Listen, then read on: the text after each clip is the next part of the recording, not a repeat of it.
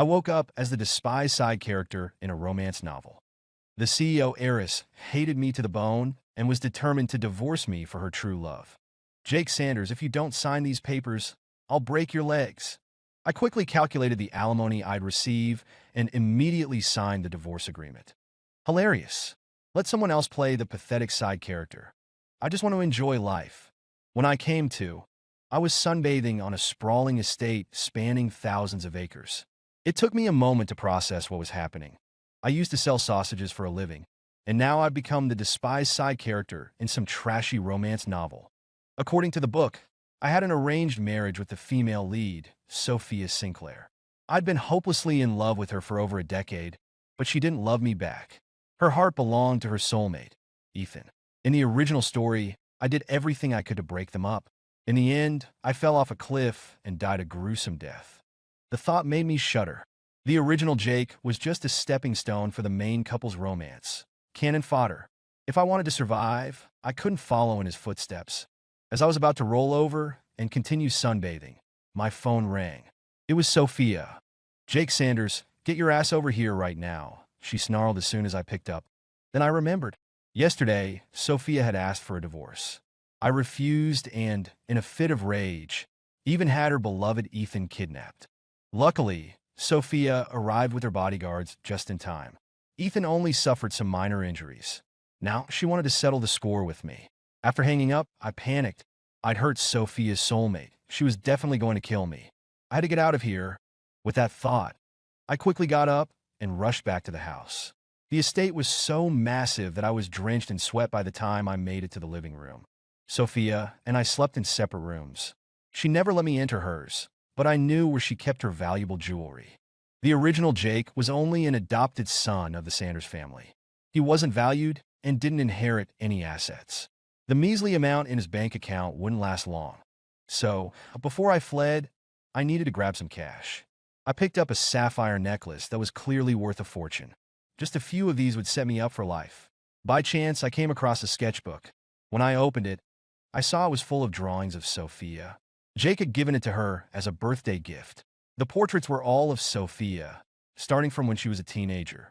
Each drawing was carefully dated and beautifully preserved. It was clear the original Jake had been madly in love with her. But no matter how devoted he was, Sophia saw him as worthless. I remembered a scene from the book where Jake begged Sophia to look at him one last time before he died. But she didn't even spare him a glance. Her eyes were only for Ethan. What an idiot the original Jake was. I put the sketchbook back and continued searching for jewelry. As I was leaving the room with an armful of necklaces, I ran into two bodyguards. Crap. There was no escape now. Half an hour later, I was escorted into a private room. My breath caught when I saw Sophia seated in the center. Her delicate, beautiful face and flawless porcelain skin exuded an aura of nobility. No wonder the original Jake was willing to die for her. She really was stunning. Ethan sat beside Sophia. Like all the soulmates in romance novels, he had a tragic backstory but was devastatingly handsome, enough to make the heroine weak in the knees. The other people present were all rich kids, watching me with glee. Sophia coldly ordered, "Jake Sanders, get on your knees and apologize to Ethan." Ethan tugged at Sophia's hand, pleading on my behalf. "Let it go, Sophia." But Sophia refused sharply. "No way. He dared to have you kidnapped. He needs to pay the price." I knew Sophia wouldn't let this go until she humiliated me to get revenge for Ethan. A real man knows when to bend and when to stand firm. Staying alive was the priority. I fell to my knees with a thud. "I'm sorry, Mr. Crawford. I shouldn't have had you kidnapped." Not only was Sophia stunned, but everyone else in the room was shocked too. I asked, should I kowtow? Before Sophia could answer, I started rapidly banging my head on the ground. "Enough," Sophia snapped. She threw a divorce agreement at me and threatened viciously. "Jake Sanders, if you don't sign this today, I'll break your legs." I stroked my long legs and shuddered. Looking at the divorce papers in front of me, I realized this was the real reason she called me here. I stood up and flipped through the agreement. What? She was offering $200 million in alimony and 10 properties after the divorce. Holy crap! I couldn't believe my luck. Tears started streaming down my face involuntarily. I didn't mean to cry. but she was offering so much. Seeing me cry, Sophia frowned, assuming I was reluctant to divorce. She said in displeasure, "Jake Sanders, if you still won't sign." Before she could finish, I had already signed my name and handed the papers back to her. "When should we go file for divorce?" I asked. Sophia was dumbfounded. She never expected me to agree to the divorce so readily and looked extremely shocked. "Jake Sanders, you're agreeing to the divorce?" she asked in disbelief. I looked at Ethan and sighed dramatically. "Your soulmate has returned. I'll be the bigger person and set you free." Although Sophia found it unbelievable, she didn't dwell on it. After all, finalizing the divorce was the most important thing to her. In the end, we agreed to go file for divorce first thing tomorrow morning. As I walked out of the club, I couldn't help but open the divorce agreement again and count all the zeros. So much money. In real life, I could never earn this much even if I sold sausages nonstop without eating or sleeping. I wouldn't need to buy a new house. I could just pick one of the properties to live in and rent or sell the rest. Just thinking about it made me giddy with excitement. Sophia was quite generous, though for her this was probably just pocket change. I had barely made it back to the estate when I got another call from Sophia. "Come to the main house," she said curtly before hanging up. I glanced at the time. It was nearly dinner time. Was she calling me over to eat? The food at a place like the Sinclair Mansion was sure to be amazing. My mouth watered at the thought as I rushed over. When I arrived at the Sinclair house, I immediately sensed the tense atmosphere. Sophia and Ethan were standing in the middle of the living room. "Mr. Sinclair sat on the sofa, his face dark with anger. He had probably found out that Sophia wanted to divorce me for Ethan and was furious. Ethan glanced at me before telling Mr. Sinclair, "You can't force a loveless marriage, sir. Besides, Sophia is already carrying my child. I hope you can give us your blessing." Holy crap. So Sophia had already made me a cuckold, but I didn't remember this pregnancy plot in the novel. The system must be glitching. Oh well, as long as I got my money, I didn't care if I was a cuckold or not. Sophia looked at me, her expression complex. She opened her mouth as if to say something, but before she could speak, Mr. Sinclair smashed his teacup on the ground. He pointed at Sophia and roared, "How did I raise such a shameless daughter?" Mr. Sinclair berated Sophia for a while. I stood silently to the side, not saying a word. I didn't love Sophia, so I naturally didn't feel hurt. As a man, I did feel a bit annoyed. Sophia really had no respect for the original Jake. But then I thought of the $200 million alimony, and my mood brightened again. After finishing his tirade, Mr. Sinclair ordered the servants to throw Ethan out. Although he was disgusted by Sophia's disgraceful behavior, he had no choice but to agree to our divorce. Perhaps feeling guilty towards me, he gifted me several valuable jade antiques. I cried in his arms, saying, "Thank you, Dad." The next morning, Sophia and I went to the registry office to file for divorce. As soon as we got out of the car, I saw Ethan waiting by the entrance. TSK, this guy really was relentless. Ethan's demeanor seemed different from yesterday. He looked at me with a smug, superior air, probably feeling victorious now that Sophia was pregnant with his child. I wasn't the foolish Jake Sanders. I had no interest in fighting him for Sophia. Besides, I had no desire to be a pathetic romantic hero. I just wanted to get divorced, take my huge alimony, and live an easy life. There weren't many people at the registry office today, so it was soon our turn. 10 minutes later, Sophia and I walked out looking dejected. Ethan anxiously asked, "Sophia, did you get the divorce certificate?" Sophia shook her head. "No." Ethan frowned. "Why not? Did Jake change his mind and refuse to divorce?" I rolled my eyes at Ethan. "Have you never been divorced?" "There's a cooling off period now. We have to wait 30 days before we can file again."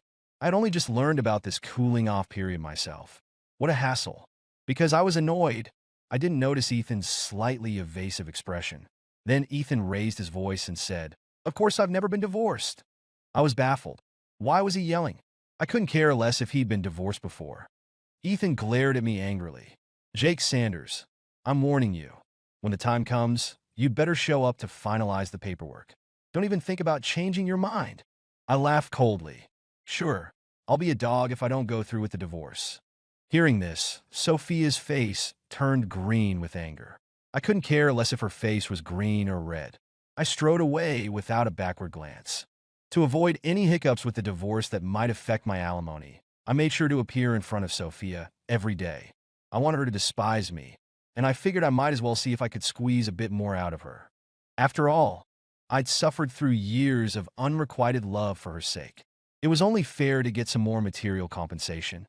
The more money, the better, of course. Finally, Sophia got so fed up with me that she threw a black credit card at me. "Get lost," she snapped. I stared at the black card in my hand, unable to suppress my grin. "Yes, ma'am. I'm going right now." Since I couldn't get the divorce certificate yet, I decided to treat myself to cheer up. I went to a luxury car dealership and bought myself a Rolls-Royce Cullinan. I used Sophia's card, of course. Although Sophia was undoubtedly a horrible girlfriend, she had never been stingy with money towards Jake. It was one of her few redeeming qualities. As I cruised down the street in my new ride, I got 100% of the attention. Well, a handsome guy in a luxury car who wouldn't stare. Next, I went to the hospital for a full-body checkup. I wanted to make sure I'd be healthy enough to enjoy my money for years to come. As I was leaving the hospital, I heard someone call out, "Jake Sanders." I looked up to see Fiona Harper standing in front of me. She and Jake had been childhood friends, and she'd had a crush on him for years. But Jake never returned her feelings, insisting on pining after Sophia instead. This was also why Fiona and Sophia didn't get along. After Jake married Sophia, Fiona rarely contacted him anymore. I shook my head. The original Jake was an idiot for ignoring such a sweet, cute girl. Fiona asked, "Are you feeling unwell?" "No, just here for a routine checkup," I replied. "What about you?" Fiona held up a bag. "I'm picking up heart medication for my dad." She paused before continuing. "I heard you're divorcing Sophia?" I nodded. "Yeah, she's pregnant with Ethan's kid. What's the point of staying married?" Fiona looked shocked, then puzzled as she studied me. "Jake Sanders, you seem different somehow. You used to be obsessed with Sophia." To avoid suspicion, I coughed lightly and said, "After chasing her for so many years without any response, I'm tired. She can be with whoever she wants. I'm handsome and rich. Finding a wife won't be a problem." Fiona kept staring at me, trying to figure something out. Feeling nervous, I laughed awkwardly and said, "Well, I've got to run. Let's grab dinner sometime." This girl was too sharp. I was afraid she'd see through me, so I quickly left after speaking. There were still 28 days until the divorce cooling-off period ended. I spent my days eating, drinking, and shopping. I also packed up my belongings, taking as much as I could. I could always sell stuff later. As soon as the cooling-off period was over, I reminded Sophia to go file for divorce. Sophia frowned at me. "Jake Sanders, why do you seem even more eager to divorce than I am?" I was bewildered. What man would want to keep wearing a green hat? It was perfectly normal for me to want a quick divorce. "I'm thinking of you," I said. "If we don't hurry up and divorce, whose household registration will the baby go under when it's born? Surely not mine." Sophia was silent for a few seconds before saying, "Jake." I cut her off. All right, no need to say anything else. The bottom line is the kid can't go under my household registration. I don't want to suddenly become a father." Sophia's expression turned ugly. Sophia and I arrived at the parking lot. Just as we were about to get in the car, Sophia's phone rang.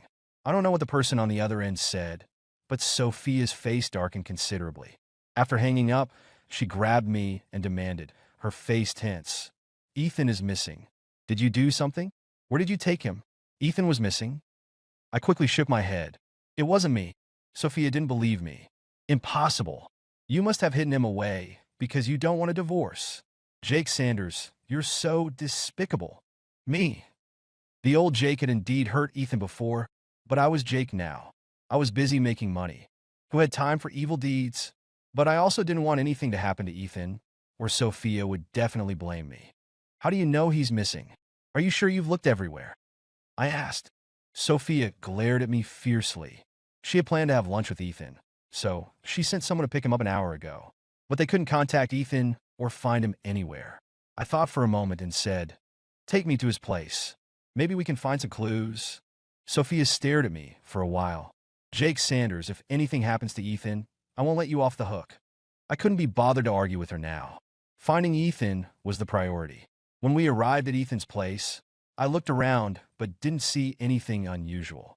This guy couldn't have just vanished into thin air, right? Maybe he got transported into some novel, as cannon fodder too? Sophia glared at me angrily. Jake Sanders, if you're playing some trick. Suddenly, I thought I heard a noise. Before she could finish speaking, I rushed into the bathroom. When I opened the door, I saw Ethan sitting next to the toilet, sleeping like a pig. He reeked of alcohol. Sophia hurried over and crouched in front of Ethan. Ethan, wake up. Ethan slowly opened his eyes. Sophia, why are you here? We had lunch plans, remember? Sophia reminded him. Ethan stood up. I forgot. I went drinking with friends last night and had too much. I turned to Sophia's bodyguards. You didn't check the bathroom? The bodyguards hung their heads. We didn't think Mr. Crawford would be in the bathroom. Sophia glared at her bodyguards and scolded. Useless. I rolled my eyes. With her intelligence, how is she a powerful businesswoman? Hey, soon-to-be ex-wife. Next time make sure you've looked everywhere before accusing me. Okay? I said. I had been so nervous, only to find out it was all a misunderstanding. Now it was my turn to be annoyed. Before Sophia could respond, Ethan jumped in. If you hadn't kidnapped me last time, Sophia wouldn't suspect you. I laughed humorlessly. All right. But next time you want to sleep by the toilet, give us a heads up. You dash. I couldn't be bothered to deal with scum like him. I turned to Sophia and said, let's go file for divorce. Don't delay my alimony. The registry office was quite busy today. We waited in line for a long time before it was our turn. Fortunately, we finally got our divorce certificate. The money and properties were transferred to me too. I'm set for life. From now on, I'm going to enjoy the good life and live like a king. Sophia stared at the smile on my face. Jake Sanders, what are you grinning about? I had endured so much crap to finally reach this point. I didn't have to put up with any more bullshit. Of course I was happy, but I couldn't be bothered to explain. I brushed her off, saying, nothing. I'm leaving now. That same day, I moved out of the estate. I chose a large penthouse apartment in the city to live in. It wasn't as big as the estate, but it was perfect for me. I rented out all the other properties. When the Sanders family found out about my divorce from Sophia, they were extremely displeased. They even called me, telling me to beg Sophia to take me back. In the Sanders family's eyes, I was just a tool used to forge a business alliance with the Sinclairs. I ignored them and blocked all the Sanders family members. Let someone else play the pathetic side character. I just want to enjoy life. That evening, I went to a bar. Life is short. You have to enjoy it while you can. I had only had 2 drinks when I ran into Fiona. Jake Sanders, I can't believe you're drinking at a bar, she exclaimed. It wasn't surprising that Fiona was shocked. Jake Sanders never used to frequent places like this. I pulled out my divorce certificate from my pocket and showed it to her. Your boy just got divorced. Gotta celebrate, right? Fiona glanced at my divorce certificate and smiled. Want some company for a few drinks? My eyes lit up. How about you treat me instead? The Harper family was just as wealthy as the Sinclairs, and Fiona was an only child. She had more money than she could spend in several lifetimes. So I figured I'd do her a favor and help her spend a little. Fiona sat down and rested her chin on her hand, studying me. Sophia may be a terrible person, but I'm sure she wasn't stingy with the alimony. I grinned. I'll need to get married again someday. Gotta save up for my future wife, you know? Fiona raised an eyebrow. You just got divorced and you're already thinking about remarrying? I shrugged. What, am I supposed to stay celibate for her? No way. She's ancient history to me now. I must have said something that pleased Fiona, because she cheerfully offered to cover all my drinks for the night. I was thrilled and immediately ordered the most expensive bottle. The next morning, I woke up in a hotel bed. Fiona was sleeping beside me. I panicked and quickly lifted my shirt to check. Phew, I hadn't lost my virtue. Fiona woke up too.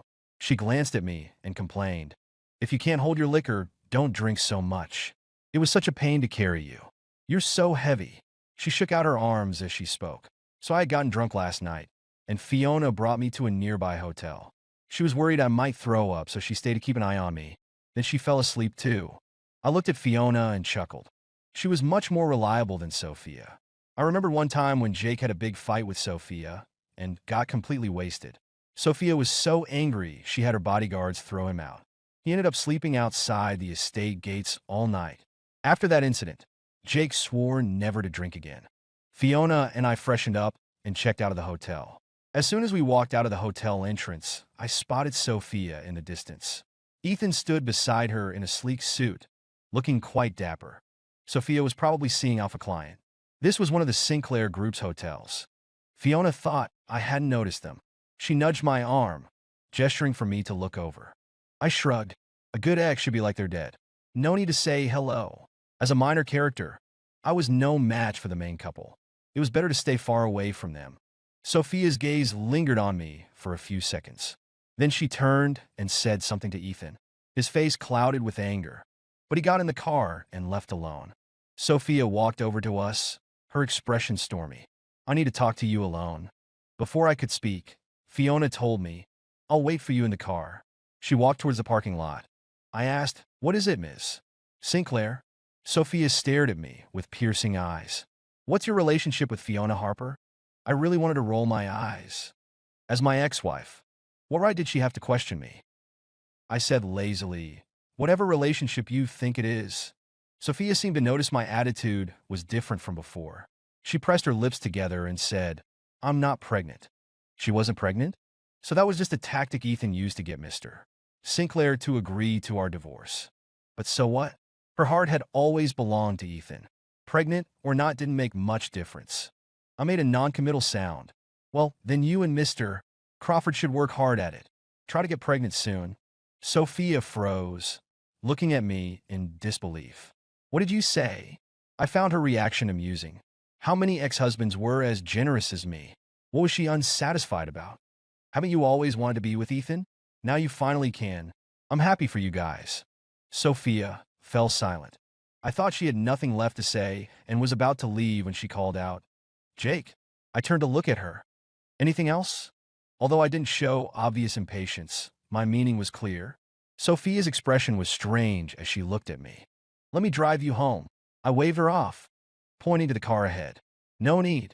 Fiona will drive me back. Finally, I walked away without caring what expression was on her face. When I got in the car, I glanced in Sophia's direction. She was still standing in the same spot, unmoving. Fiona side-eyed me. You're not having second thoughts about Sophia, are you? What are you talking about? Quick, help me look. Isn't that girl in the miniskirt up ahead super hot?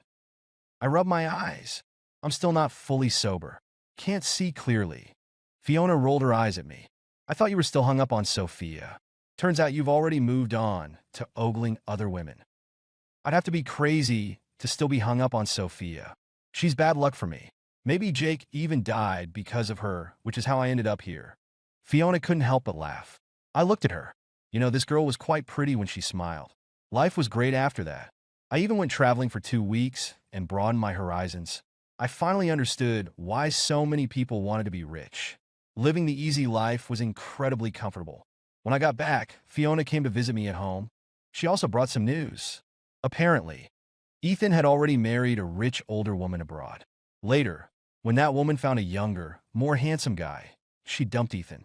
He only came back to pursue Sophia after his divorce. No wonder he got so worked up when we talked about divorce that time. Sophia was furious when she found out Ethan had deceived her. They had a huge fight, and she accidentally fell down the stairs and got hurt. After telling me this, Fiona looked at me. If you want to get back together with her, now's your chance to play the knight in shining armor. She's in the hospital. Fiona thought I still couldn't let Sophia go because she had witnessed how devotedly I loved Sophia for over a decade. I said with disgust, Are you kidding? I want to live a long life. Suddenly, my phone on the table started ringing. It was Sophia. I picked up. Hello. Sophia's hoarse, weak voice said, Jake, I'm in the hospital. So, what if you're in the hospital? I'm not your mother. But I still said, Oh, get well soon. Jake, aren't you going to come see me? Sophia asked. That's when I realized. 2 years ago, Sophia was in a car accident. During her hospital stay, Jake took care of her attentively, even more thoughtfully than the nurses. But despite this, she still treated him coldly. Now she was calling me, probably hoping I'd go to the hospital to take care of her. Dream on. We're already divorced. There's no need for us to keep in touch, let alone visit you in the hospital. If there's nothing else, I'm hanging up. After hanging up, I noticed Fiona staring at me. Didn't you say you'd treat me to a meal last time? She asked. I had just said that casually. I didn't expect this girl to remember so clearly. Then I'll go buy groceries. We can eat at home, I suggested. Fiona blinked. You know how to cook? The original Jake certainly didn't, but I did. It's not that hard. Wait here. I'll go buy groceries and make you a feast. Mainly to save money. If we ate out, she'd probably spend tens of thousands on one meal. 2 hours later, Fiona gave me a thumbs up when she saw the spread on the dining table. Wow, you're as good as a professional chef. Fiona picked up her chopsticks and started eating. She kept praising me as she ate. For a pampered heiress like her, who was used to gourmet cuisine, to be so impressed by my home cooking was quite flattering. Seeing her enjoy the meal so much gave me a sense of satisfaction. Suddenly, I dropped my chopsticks. Fiona and I both reached down to pick them up. Our fingers touched, and we both froze. Fiona's face turned red. She was clearly embarrassed. She tried to pull her hand back, but I grabbed it. Fiona, she looked at me sharply. To be honest, my heart was racing too, especially with her staring at me like that. Compared to Sophia's cold, aloof personality, I preferred Fiona. She seemed haughty and willful on the surface, but was actually quite girly. But in real life, I was just a single loser with no dating experience. I held my breath and leaned in, kissing her cheek. Fiona's eyes widened. You dash. Before she could finish, the doorbell rang. I want to answer it. To my surprise, Sophia was standing outside. She had lost a lot of weight and looked haggard. Her head was bandaged, giving her a pitiful, sick beauty look. Her voice choked up as she said, I looked at that sketchbook and finally realized how much you loved me. I'm sorry, Jake. I was wrong. Can you forgive me? Jake did love Sophia deeply. You could tell from those sketches. Seeing that I didn't respond, she started crying. Jake, I regret it. I shouldn't have divorced you. I've missed you so much these past few days. Can you come back to me? The old Jake would have been heartbroken seeing Sophia cry like this. But I wasn't Jake. Her tears meant nothing to me, even if she was drooling instead. Sophia, there's no such thing as a time machine. We can never go back. Sophia grew desperate. I don't believe it. I know. She trailed off mid-sentence when she saw Fiona walk over. Fiona came to my side and hugged my waist. Jake, the sweet and sour ribs you made are delicious. I smiled. I'm glad you like them. Fiona looked at the frozen Sophia and said with a coy laugh, You're so rude. Ms. Sinclair is a guest.